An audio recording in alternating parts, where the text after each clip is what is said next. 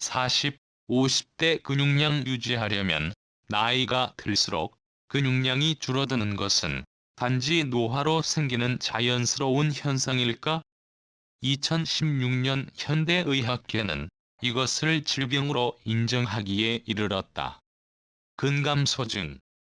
나이가 들수록 근육의 양이 줄어들고 기능이 떨어져 생활에 지장을 줄 정도에 이른 상황을 말한다. 근감소증은 노년 세대의 생활의 질을 좌우한다고 할 만큼 건강에 미치는 영향이 지대하다. 아직 근감소증을 완치할 수 있는 치료제는 나와 있지 않지만 병의 진행 속도를 늦추는 다양한 방법이 제시되고 있다. 지난 겨울 어느 날 길을 가는데 앞에서 한 노인이 걸어오는 모습이 왠지 불안했다. 아니나 다를까 약간의 내리막길에 들어서자 그만 앞으로 폭 고꾸라졌다. 10m도 안 되는 거리에서 일어난 일이라 바로 달려간 필자는 쓰러져 있는 노인을 안아 올렸는데 코피가 조금 나고 콧등에 살짝 찰과상을 입은 것 말고는 일단 큰 부상은 없어 보였다. 병원에 가보자고 해도 끝까지 안 가겠다고 고집을 피워 별 수 없이 집 앞까지 부축해서 데려다주고 발길을 돌렸다. 이분은 연세가 80이 넘어 보였는데 워낙 살이 빠져 있어서 역시 꽤나 마른 필자임에도 집까지 5분가량 부축해 걷는데 많이 힘들지는 않았다. 아마도 노인은 이날 컨디션이 좀 안 좋은 상태에서 걷다가 약간의 내리막길에서 균형을 잃고 쓰러진 것이리라. 이처럼 노인들은 아차 하면 다리가 풀려 넘어지기 쉽고 이는 다리의 근육이 말라 힘을 쓸 수 없는 게 큰 원인일 것이다. 사실 이날 이분은 불행 중 다행이었던 셈으로 나이 들어 낙상은 때로 치명적인 결과로 이어지곤 한다. 근감소증. 2016년에야 WHO가 질병으로 인정. 나이가 들면 근육량이 줄고 관절도 나빠져 적지 않은 사람들이 거동이 불편해지고 넘어져 다치거나 심지어 걸을 수도 없게 된다.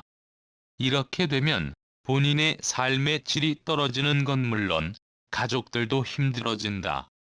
따라서 자기 힘으로 움직이며 살아간다는 건 젊을 때는 너무 당연한 얘기지만 나이가 들수록 간절한 소망이 되기 마련이다. 그런데 고령이 되면 거동이 불편해지는 건 노화의 불가피한 결과 아닐까. 근육의 양이 줄어들고 기능이 떨어져 생활에 지장을 줄 정도의 이런 상황을 근감소증이라고 부른다. 이 글을 읽는 독자들 중에는 노화에 관심이 많아 근감소증이라는 병명을 알고 있는 분이 많겠지만 처음 듣는 사람도 적지 않을 것이다. 또 이 말을 들어본 사람들도 근감소증이 질병인가? 라고 새삼 고개를 갸웃할 것이다. 놀랍게도 근육이 줄어드는 현상에 근감소증이라는 이름을 붙여준 건 불과 29년 전인 1989년이다. 미국 터프치대의 생리학자 어윈 로젠버그 교수는 학술지 미국 임상영양학 저널에 투고한 논문에서 이런 현상에 대해 근감소증이라는 용어를 쓰자고 제안했다. 사코는 그리스어로 근육을 뜻하고 페니어 역시 그리스어로 부족함을 뜻한다. 이 용어는 의학계에서 받아들여졌고 지금은 널리 쓰이고 있다. 그러나 근감소증을 질병으로 인정하는 건 또 다른 문제였다. 이 용어가 나오고 27년이 지난 2016년에야 세계보건기구는 근감소증의 질병 분류 코드를 부여했다. 현대의학조차 나이가 들수록 근육량이 줄어드는 현상을 노화의 불가피한 측면으로 바라볼 뿐 병이라고는 생각하지 못했다는 말이다.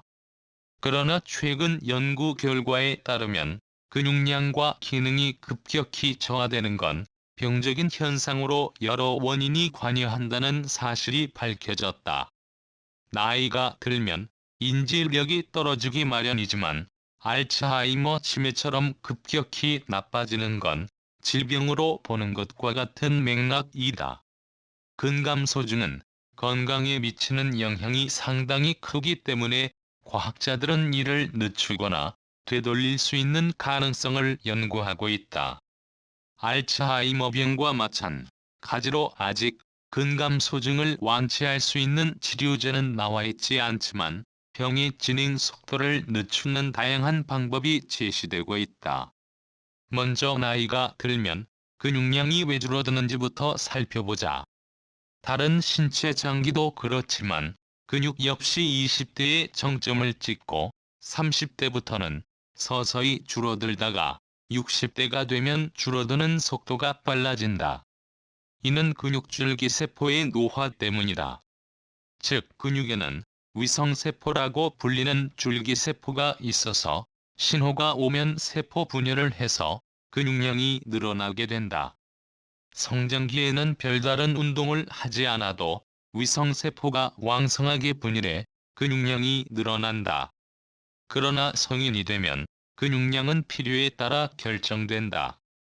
즉 힘을 쓰는 노동자나 보디빌더처럼 평소 근력 운동을 많이 하는 사람들은 위성세포가 왕성하게 분열해 근육이 우락부락한 반면 사무직 근로자나 따로 근력 운동을 하지 않는 사람들은 근육량이 많지 않아 미끈한 팔다리의 원통형 체형이 된다.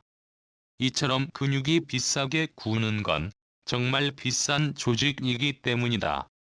근육은 비싼 조직, 안 쓰면 줄어들어 인체에서 일을 하지 않을 때도 에너지를 많이 소모하는 조직을 비싼 조직이라고 부르는데 뇌와 근육, 소화장기 등이 이에 해당한다. 사람은 뇌가 침팬지의 3배가 될 정도로 크게 진화했기 때문에 쉬고 있을 때 에너지의 20%를 쓴다. 대신 위나 장은 침팬지보다 작아 유지비가 덜 든다. 아무튼 뇌나 소화장기는 크기가 정해져 있다. 반면 힘줄로 뼈와 연결돼 있는 골격근은 필요에 따라 크기가 쉽게 변할 수 있게 진화돼 있다. 힘쓸 일도 없는데 근육량이 많으면 이를 유지하는 비용이 부담스럽기 때문이다. 즉 줄기세포는 평소 쉬고 있다가 근육량을 늘려야 한다는 신호가 오면 깨어나 세포 분열을 시작하는 것이다. 먹을거리를 구하기 힘든 시절에 맞게 진화된 이런 생리가 오늘날 같은 풍요의 시대에서는 아쉽기만 하다. 몸에 달라붙는 반팔 티셔츠가 어울리는 탄탄한 근육질 몸매를 만들려면 근력 운동에 상당한 시간을 투자해야 하기 때문이다. 게다가 기껏 근육을 붙여도 운동을 쉬면 얼마 안 가 다시 빠진다. 10년 넘게 근육질 몸매를 유지하고 있다는 사실 하나만으로도 가수 비는 성실하고 자기 절제가 뛰어난 사람임을 짐작할 수 있는 것이다. 젊었을 때는 따로 근력 운동을 안 하더라도 기본 근육량은 유지되므로 큰 힘을 쓸 일이 없는 도시 환경에서 살아가는데 별 어려움이 없다. 그러나 나이가 들수록 줄기세포도 노화돼 분열 능력이 떨어지고 따라서 근육량이 점점 줄어든다. 그렇다면 이런 경향을 어떻게 멈추거나 적어도 늦출 수 있을까? 근육량 유지하려면 근력운동 단백질 섭취 필요 무엇보다도 근력운동을 꾸준히 하는 게 현재로서는 가장 유력한 방법이다. 노인을 대상으로 연구한 결과 걷기 같은 유산소 운동은 심혈관계 등 여러 측면에서 좋지만 근육량 유지에는 별로 도움이 되지 않는 것으로 밝혀졌다. 즉 두 다리에 번갈아 몸을 싣는 자극 정도로는 근육줄기세포를 깨울 수 없다는 말이다. 한편 줄기세포는 오래 자다 보면 어느 순간 영영 깨어나지 못하게 된다. 근육에 있는 줄기세포 대다수가 이런 상태가 돼 근감소증이 상당히 진행된 이후에는 근력 운동을 하더라도 근육량을 늘리기 어렵게 된다. 따라서 힘을 쓰는 일을 하지 않는 사람은 일부러 근력 운동을 해 근육량도 유지하고 근육줄기 세포가 자신이 필요한 존재라는 걸 일깨워줘야 한다. 근력 운동은 저항 운동이라고도 불린다. 기구나 몸의 저항에 맞서 힘을 써야 하므로 그 과정이 꽤 힘들고 심지어 고통스럽기까지 해서이다. 헬스클럽 정기권을 끊었다가 며칠 나가고 포기하는 사람들이 많은 이유도 여기에 있다. 올해 우리 나이로 50살인 필자는 40대 중반 이후 근육량 감소가 두드러져 안 되겠다 싶어 작년 여름부터 헬스를 시작했다. 다행히 지금까지 하고 있고 그 결과 이른 근육을 꿰찾았다. 필자 생각에 근력 운동을 꾸준히 하려면 집에서 최대한 가까운 헬스클럽을 다니고 한 번에 너무 오래 하지 말아야 한다. 즉 일주일에 3일 하루 30분씩 하는 게 하루날 잡아 2시간 하는 것보다 지속 가능한 스케줄이라는 말이다. 그런데 근력 운동으로 줄기세포가 세포 분열을 하게 자극하더라도 새로운 근육세포를 만들 재료가 부족하면 근육이 붙기 어렵다. 즉 단백질을 비롯한 영양을 충분히 섭취해야 한다. 최근 노화 연구에 따르면 지나친 단백질 섭취가 오히려 노화를 촉진하고 암 발생 위험성도 높이는 것으로 밝혀졌지만 60대 이후에는 단백질 비율을 다소 올리는 게 낫다는 결과가 많다. 특히 근육량이 빠르게 줄어드는 경우 양질의 단백질을 섭취해야 한다.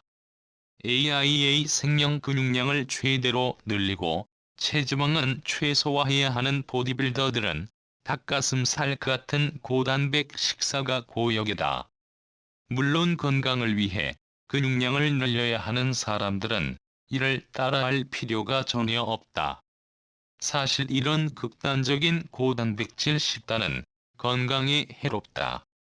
그럼에도 보디빌더들이 물 대신 마시는 부연, 액체에는 관심을 가질 필요가 있다. 바로 유청단백질이다. 우유 단백질에서 카제인을 뺀 나머지인 유청단백질은 분유처럼 가루 형태인데 풍기는 냄새도 비슷하다. 보디빌더들은 이 가루를 물에 타 수시로 마신다.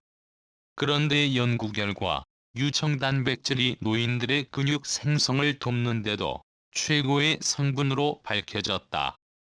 이렇게 먹는 게 번거롭다면 하루에 우유 한두 잔을 마시는 것도 방법이다. 우유에는 당연히 유청단백질이 포함돼 있고 물이 88%라 수분 섭취가 부족한 노인들에게 일석이조다. 우유를 먹으면 배가 아픈 유당불내증인 사람들은 유당을 제거한 우유가 나와 있으므로 이것을 먹으면 된다. 근육줄기 세포 노화 원인은 세포의 청소 기능 저하 한편 미래에는 근육줄기 세포의 노화 자체를 막거나 되돌리는 약물이 나올 가능성도 있다.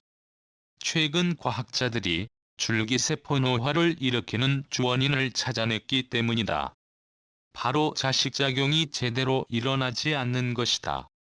자식작용은 한마디로 세포 청소다. 즉 세포 안에 안 쓰거나 고장난 성분들을 제때 분해해 없애주는 것이 자식작용이다. 그런데 나이가 들면서 산화 스트레스 등 여러 요인으로 자식작용의 효율이 떨어지게 되면 근육줄기 세포의 노화도 촉진돼 결국 근감소증으로 이어지게 된다. 그렇다면 자식작용을 다시 활성화시켜 줄기세포의 활성을 되살릴 수 있을까? 흥미롭게도 생쥐를 대상으로 한 동물 실험 결과 그렇다는 사실이 밝혀졌다. 즉 라파마이신 같은 자식작용 촉진 물질을 투여하면 쓰레기가 꽉 차있던 줄기세포에서 자식작용이 재개되면서 세포 분열 능력을 회복하는 것으로 나타났다. 사람에서도 이런 일이 일어나는 게 확인되더라도 치료제가 나올 때까지는 상당한 시간이 걸릴 것이다. 그전까지는 꾸준한 근력 운동과 적절한 식단으로 근감소증을 예방하는 게 최선의 길이 아닐까.